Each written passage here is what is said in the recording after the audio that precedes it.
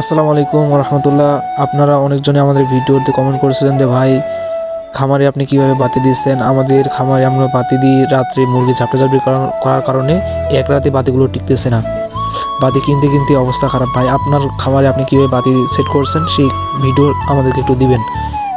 সেই বিষয় নিয়ে আমি এই ভিডিও তৈরি করতেছি যে ভাই আপনারা আপনার যে বাতিটা আছে মিডিলে বাঁশ দিবেন, বাঁশ দেওয়ার পর বাতি একটা ওখানে বাটাম হোলটা দিয়ে সেট করবেন। বাটাম হোলটা সেট করার পর চারপাশ দিয়ে নেট দিবেন বাতিটার সাইডে।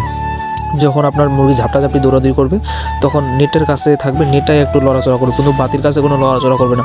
আর সাধারণত এই বাতিগুলো আপনার যখন হিট অবস্থায় থাকে নড়াচড়া করে তখন বাতিটা কাটে, হিট অবস্থায় যখন থাকে। আর বাতি যদি নড়াচড়া না করতে পারে তখন বাতি আর কাটবে না।